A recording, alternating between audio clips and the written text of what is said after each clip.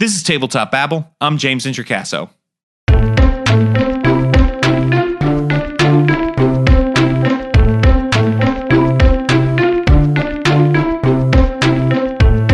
Today on the show, I'm talking with game designers Lysa Chen and Johnn Four. We are, as always when John comes on, answering your questions and giving some GM advice. These questions are gathered in a couple of different ways. You can tweet them at us.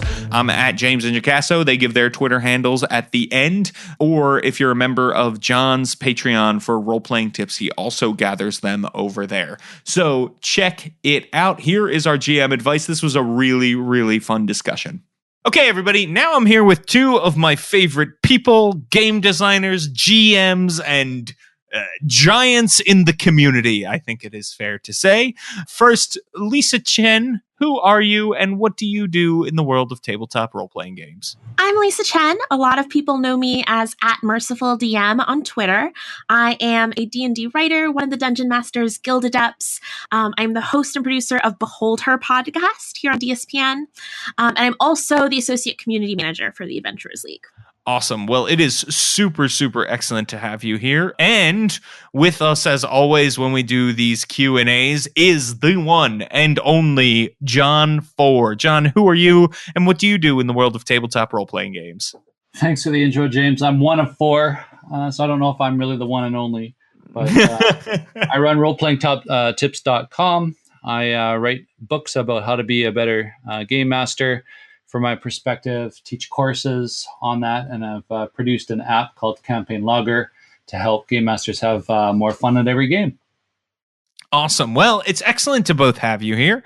John, you have once again gathered up some GM advice questions that we are all going to answer here. I'm super excited. I always love when we do this. Love doling out advice, and the questions are always super awesome. If you are interested in having questions answered, you can check out John's Patreon is one way he gathers questions. You can shout them at us in various ways on the internet as well, which we will talk about at the end of the show. But jumping right off, we have a question from Ayuk Slotograph. Apologies if I am butchering that name, but thank you for this question, which is, I'm still struggling with keeping track of interactions between agents in the world, like PCs, NPCs, and organizations, and how each interaction changes the world. The so what now of the game.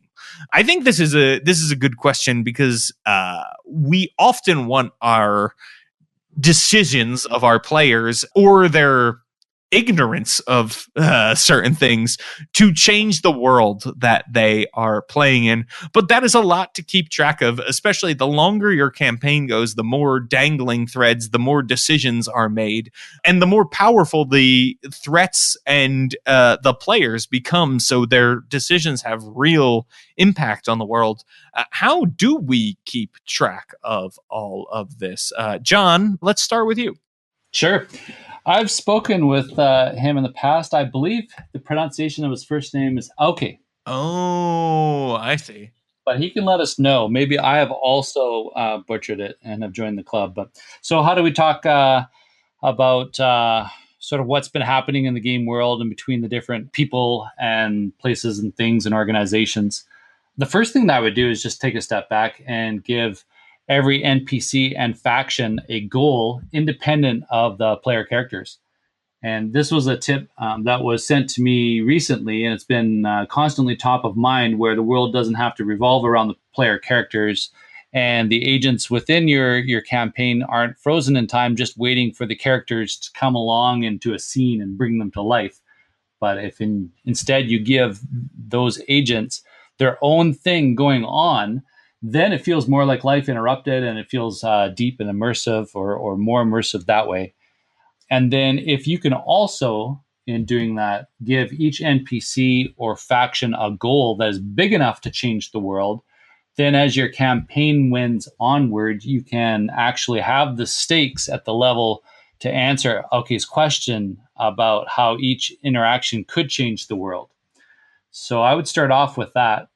I also recently played the Gumshoe system for the first time, Night's Black Agents. And I like how it created GM and player fog of war.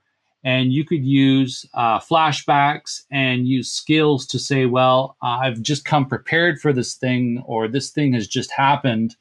We didn't know about it before, but I'm just using my flashback kind of feature of the game or some kind of exposition aspect of the rules. So I think that's a neat way that allows you to be dynamic without having to detail everything up front.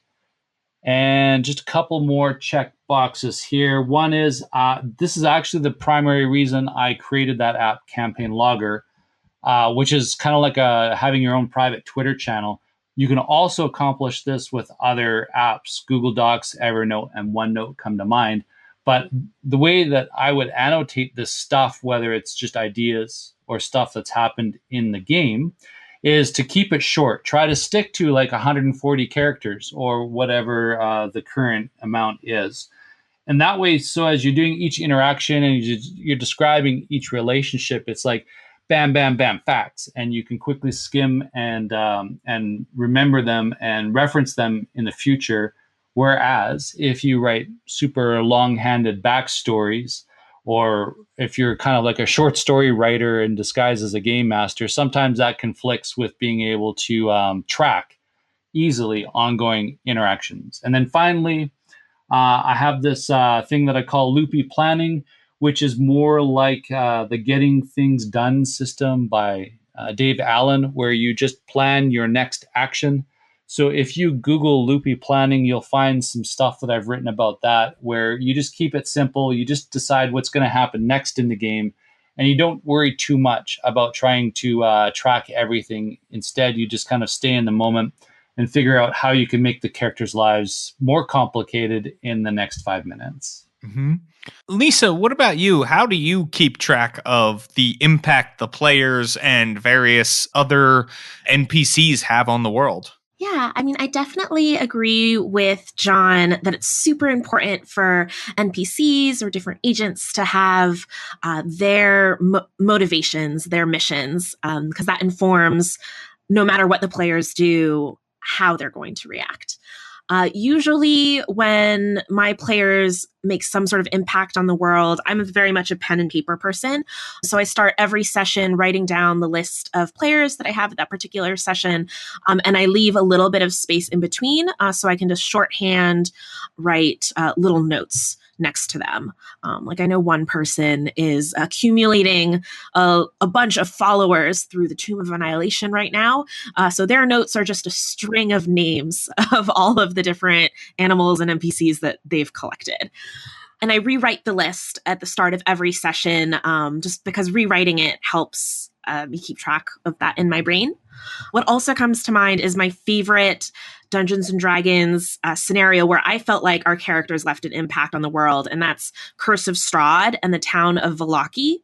Our characters had reason to keep visiting this particular town. Quests, like completing quests, kept leading us back there. And every time we came back, it felt like it was more of a disaster zone, that everything that our players had done had just destroyed the political economy of this town more and more.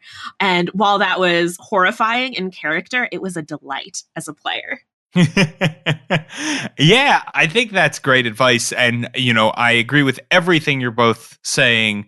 The only thing that I would add to that, too, is we as DMs can become, I am this kind of DM. I know that not everyone is, but I become super obsessed with like, oh, that goblin got away, and in 12 levels, that goblin's coming back, and they'll remember that this goblin got away, and she will be a supreme sorceress who's going to, burn them alive, and it'll be so good.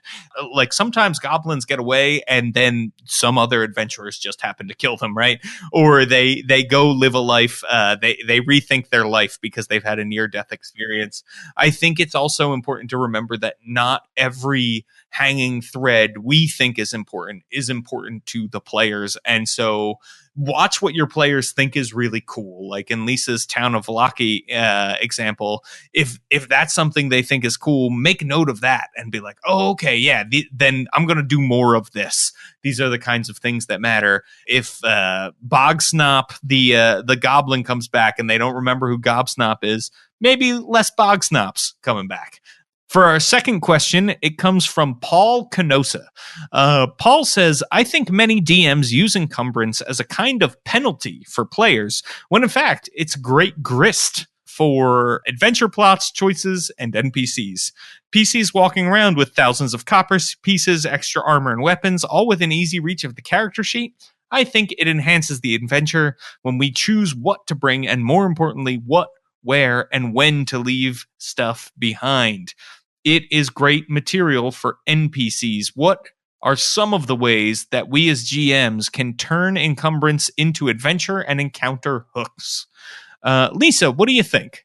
Oh, this one is such a tough question because I've experienced some like hardcore, gritty survival campaigns that had encumbrance and exhaustion and all of that. And keeping track of all of that wasn't my personal favorite.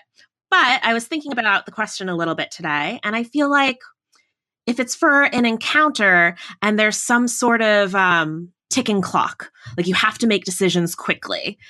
You don't necessarily have time to go through your entire list and look at, well, if I just get rid of this stuff that doesn't mean so much to me and like these things, but you have to make like quick decisions, like maybe something's on fire and you have to help move really important materials or supplies. Or you can choose to hold on to your equipment and only move like one box instead of two. And is that going to have ramifications for the people in the town? Or if there's some sort of scenario where there's a ticking clock and there's people you have to carry out for some reason or another, that's compelling to me more than encumbrance of stuff. But I do think if you're going to make encumbrance a big part of your campaign, having tools that make it easy for people is really helpful. So I did want to call out that Drop the Die on DM's Guild has a number of inventory sheets that help you keep track of how much things weigh, and also a bag of holding sheet that helps you keep track of how much stuff weighs up to 500 pounds. D&D Beyond also is a good tool for that because you can turn on the encumbrance rules. While I'm plugging things, I feel like I should also mention for people who are like keeping track of how characters are impacting the world, there's a website called RNW that has a world building kit, and it has sheets for keeping track of relationship webs and an NPC builder and a place to put notes about that. So I feel like that could be really useful for someone too. Cool. I'll check that out. Yeah, encumbrance, to Lisa's point, can be taken both ways. One is if the game rules kind of require it, it's an element of the game. Another one is you could just abstract it and just put in kind of logical or situational problems, even if you don't like the numbers. So you could just say, well, it's too big to carry, or you have to split it up or whatnot. So I think Paul's probably leaning towards an encumbrance-based system, but I'm not sure. Yeah, so just a couple of random ideas. Situations where speed becomes important. So Lisa, you mentioned that with the deadline scenario. So that's fantastic. Any time where carrying something big or awkward would slow you down, you could pressure the PCs to have to make difficult decisions. Situations involving tight spaces. So entrances and exits and stairs and narrow paths, just things that make carrying big things or wide things or tall things awkward. I don't know if those are all fun to play more than once, but you could try seeing it, how your players react after doing that one or two times. Something where that came to mind was the terracotta army in China. So if you think of something in terms of quantity of objects having value, like they all have to be there for the collector or for the museum exhibit to be like complete and have value, then it doesn't have to be necessarily heaviness, but just how do I get all of these statues from place A to my buyer's place or my own personal castle where the paladin wants these statues for her own kind of grand entrance in the hedge maze out front or whatever. Think about fragile objects. So it might not be that they're heavy, but that heavy things, when packed improperly with fragile things, will cause problems. Who knows what will happen if 2 potions break open inside of your bag of holding? Oh, what about rivals or NPCs who have that problem? So imagine seeing a bunch of mysterious goods lying on the side of the road as you're making your way back to town, and it's because NPCs face the same problem. Maybe you could do something interesting with that. If you made big things distinct, then have witnesses or NPCs notice. Maybe that affects the plot in some way. Like, hey, we just that's so-and-so's giant statue. I mean, that's a statue of giant so-and-so. So we know where you've been and we know what you've just looted. So maybe that might make some interesting situations, role-playing situations for the characters. Then on my site, I have a free PDF where the readers and I brainstormed different kinds of encounters you could have while traveling. It's called Roadside Encounters. I'm thinking if you had, I think there's like over 1,000 roadside encounter ideas. You could look at layering any of those on to a party that has a whole whack load of treasure on them, and have the treasure as a complicating factor. So they can't pursue foes if they're weighed down, or there's a few other kind of things that came to mind with broken carts and weird things happening in the woods, where if we have pieces of art or we dug up the magical fountain, I don't know, but anything that would be huge and encumbering would be a further complication to that PDF of hundreds of roadside encounters. Yeah, I totally agree with both of you. Once again, accounting is not fun. We do not play role-playing games to do accounting, which can make, encumbrance tracking can be accounting. But I do think there's a few things you can do. One is to make it a carrot instead of a stick. So rather than what penalties do you get for being too heavy, what bonuses do you get for being lightly encumbered, right? Reverse engineer it. Hey, if you carry less, you get an extra 5 feet of movement speed. Or I'm just throwing these out there. I don't know what you're playing or if it'll break your game or not.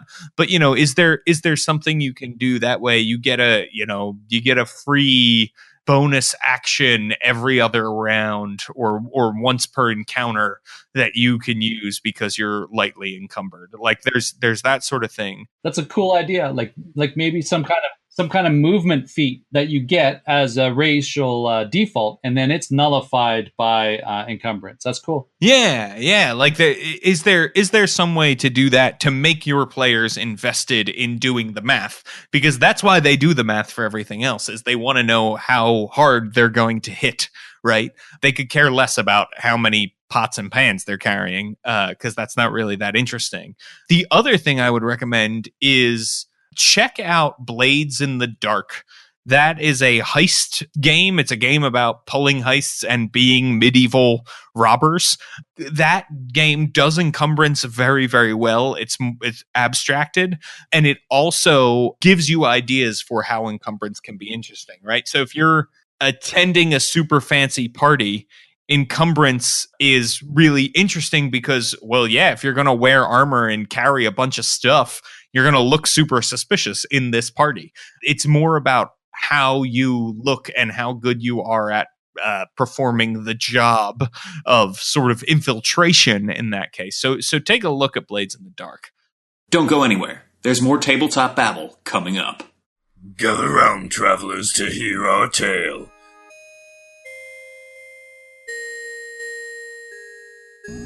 A mysterious organization called the Sisters of Sorrow have swept up our 3 heroes, and it is up to Kara, Saye, and Arnadel to do battle with the forces of evil and financial destitution.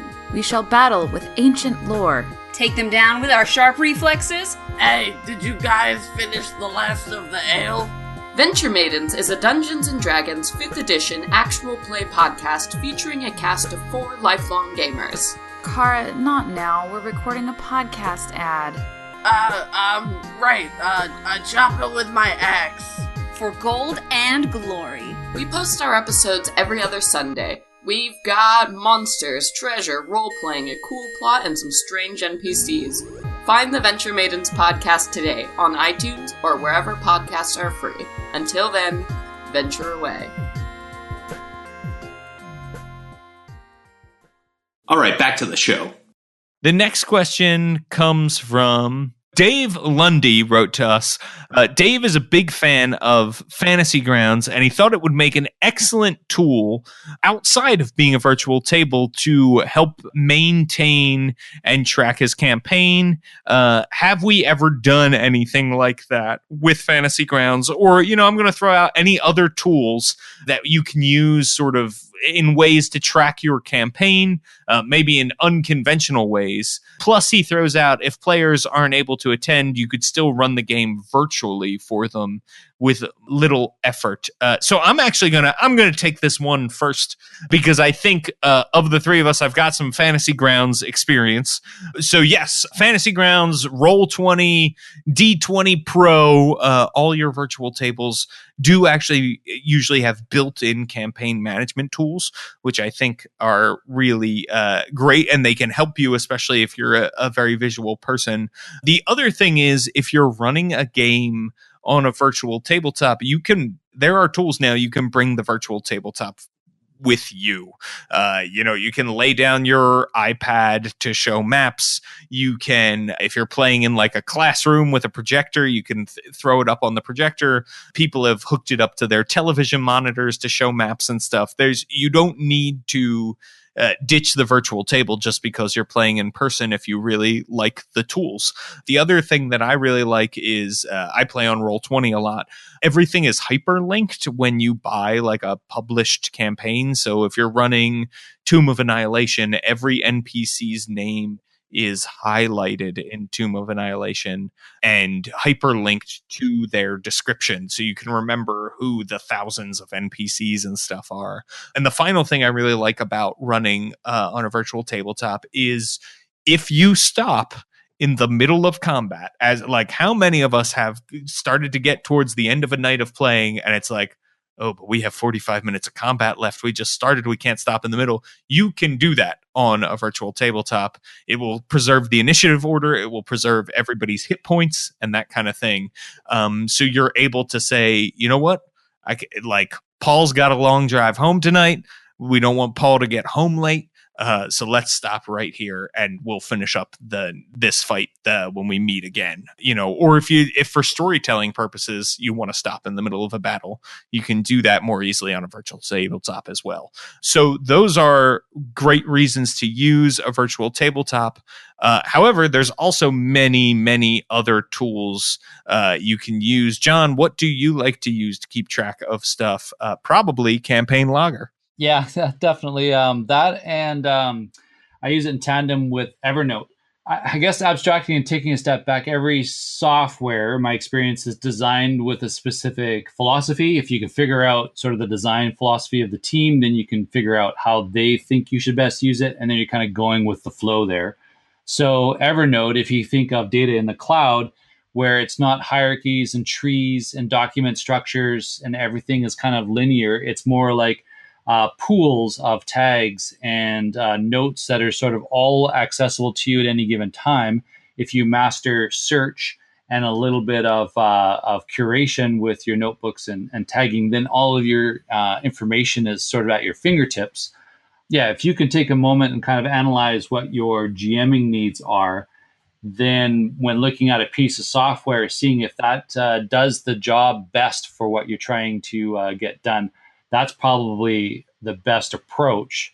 My experience with virtual tables is pretty limited, so I can't speak intelligently about it, which kind of is how I approach everything. So the thing I've heard, though, about FG and Roll20 and whatnot is because they're visual, and because they have that kind of video game aspect to it, you might be engaged in some preparation that you might not if you're just using index cards or Google Docs or Evernote. Yeah, and so if you need visuals for things, if you need to mark things up, like with if there's a little extra work making things formatted correctly, integrating and tying information together, relating information, search function, all that kind of information / knowledge base, knowledge management software stuff. If you're just I'm going to show up with 5 bullet points kind of a GM, then maybe it's also not your ideal mode. On the other hand, maybe it's something where if it has a good image gallery feature and you're a visual GM, then you just, like, I think Roll20 does a good job of that.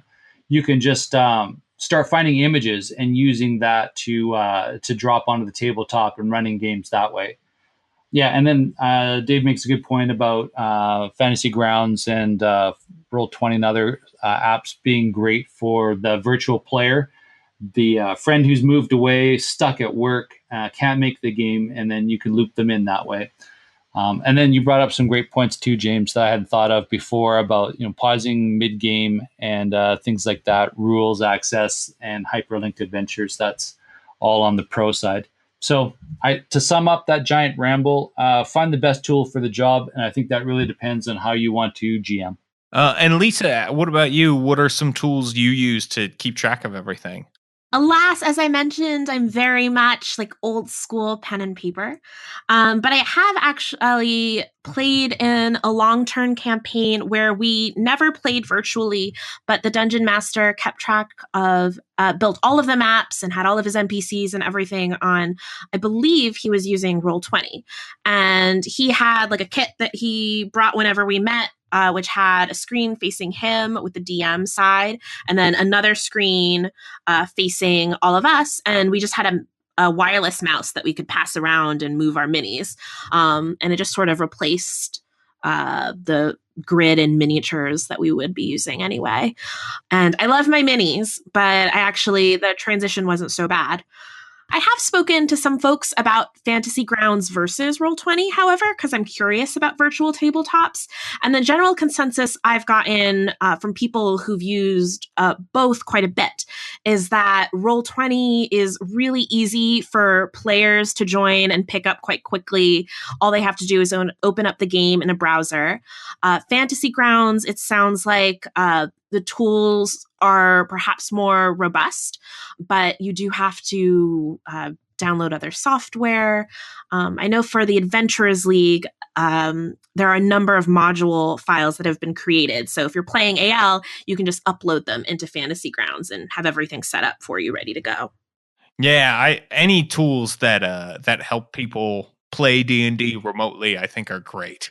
Both Fantasy Grounds and Roll20 have special places in my heart. Roll20 has a huge special place in my heart because, full disclosure, I have done work for them, right? But Doug and the team at Fantasy Grounds, they work super hard and are super passionate about what they do as well. And those tools that help people play D&D remotely and get them involved with RPGs again are just, they're really a beautiful use of technology.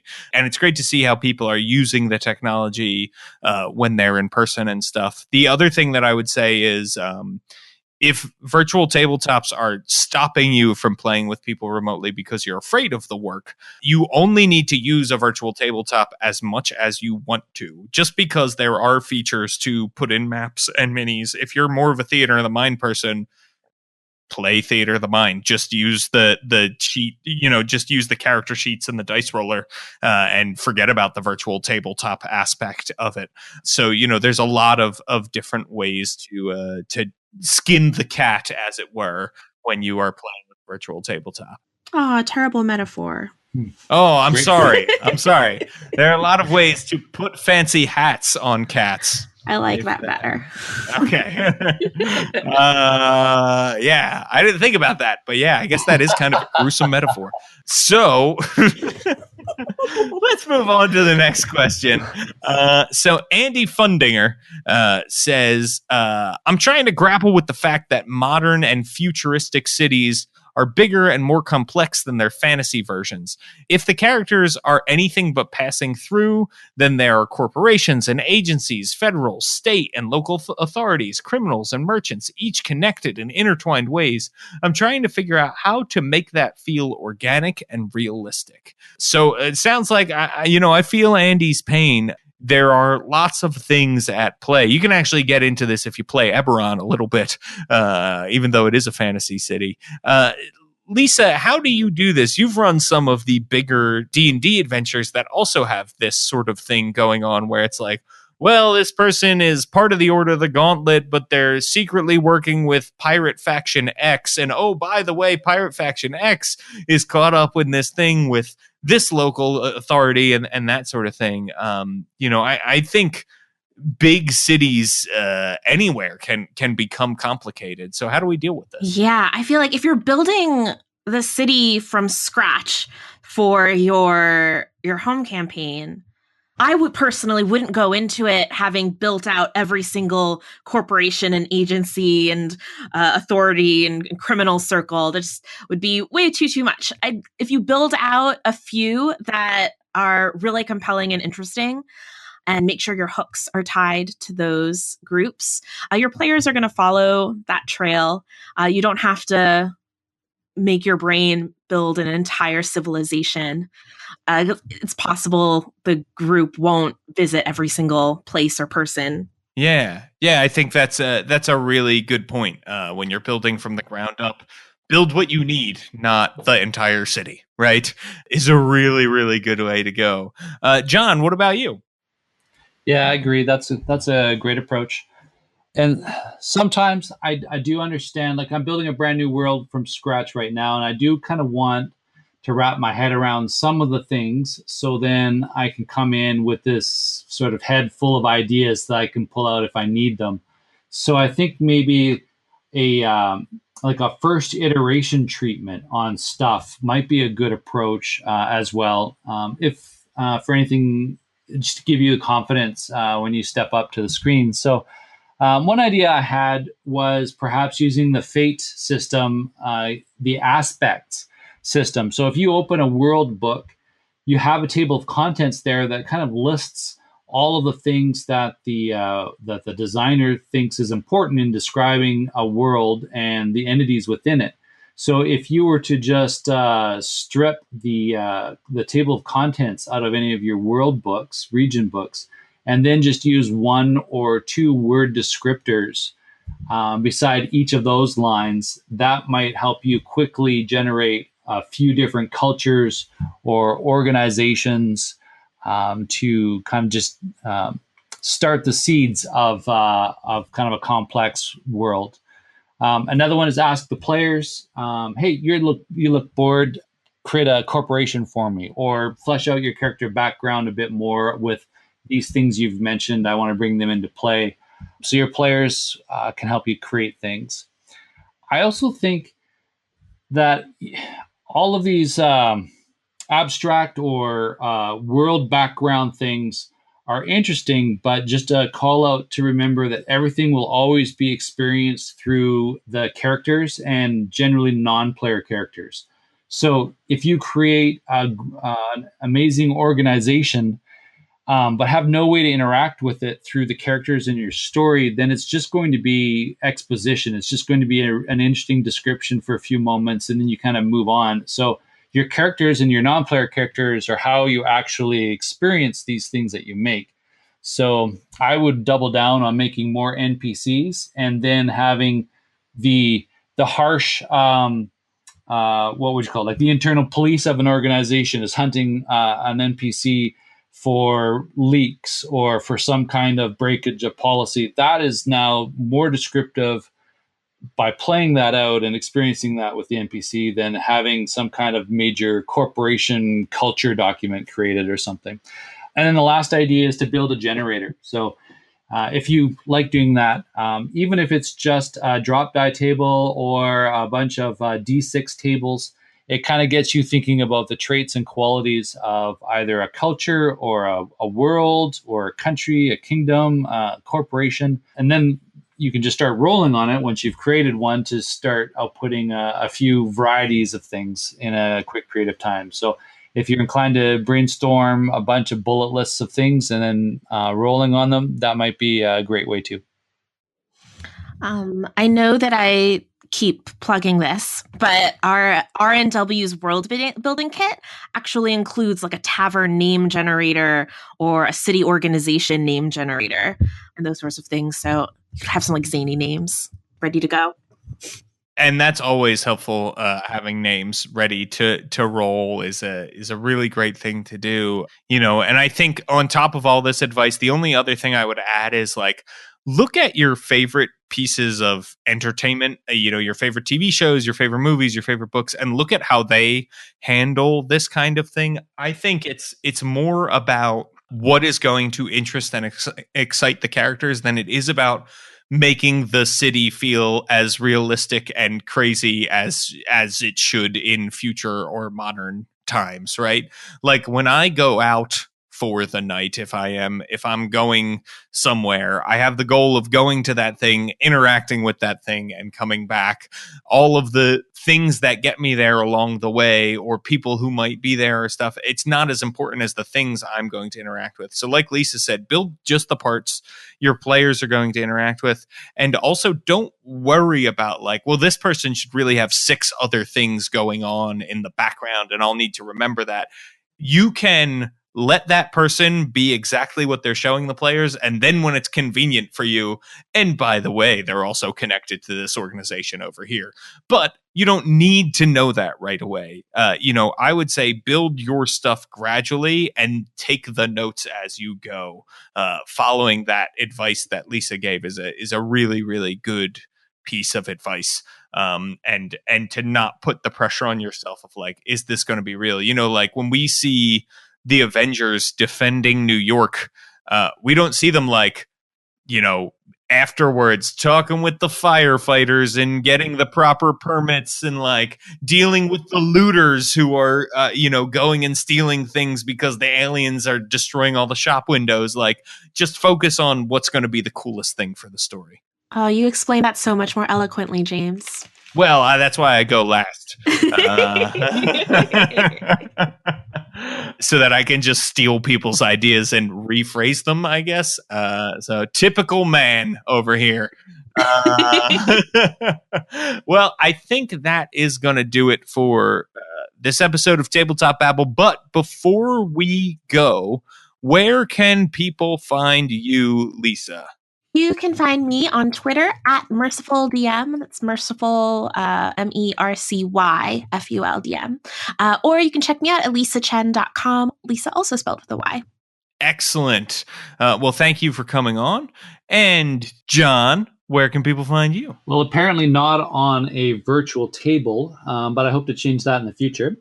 Roleplayingtips.com. You can find me there and my social channels linked to from there as well. Excellent.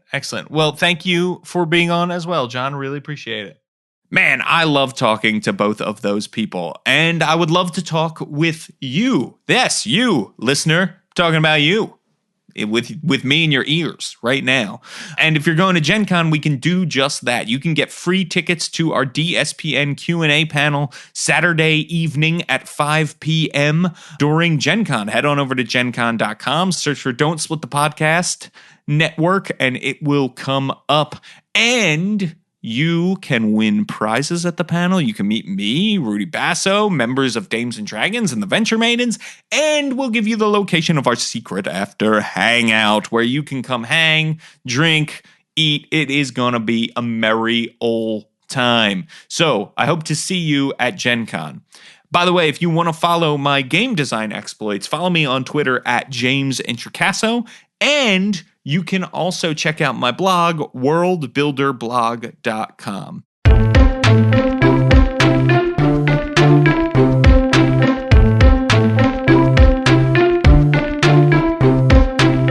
Tabletop Babble is a show on the Don't Split the Podcast Network, thanks to Rudy Basso for founding it with me. Our theme music, which you're listening to right now, was provided by Battle Bards.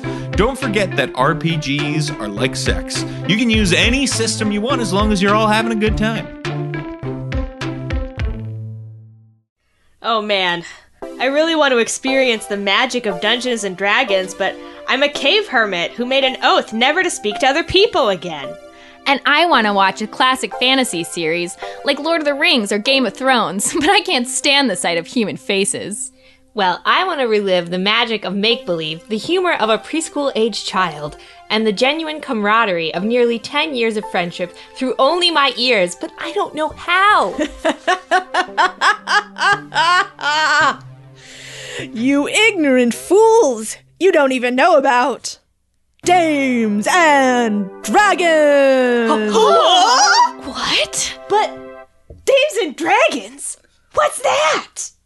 Dames and Dragons is a Dungeons and Dragons actual play podcast. A podcast? So I can experience the spontaneous group storytelling of D&D without breaking my oath of solitude? That's right. And I can take part in a rich fantasy storyline without ever having to lay eyes on a disgusting human face? Never again will the faces plague you. And it has a cast of 4 female friends who make constant immature jokes as they play? Absolutely. I would never lead you astray, my friend. Whether you love D&D or just love a good fantasy tale, Dames and Dragons is the podcast for you. Tells the story of 3 unlikely heroes who are chosen to become guardians of the goddess of their world, a floating island by the name of Estra. By God, that sounds like something I could get into. Sounds like something I'd love. Sounds like something I'd make. Well, that's just ridiculous. Dames and Dragons, updated every second Monday wherever podcasts are sold.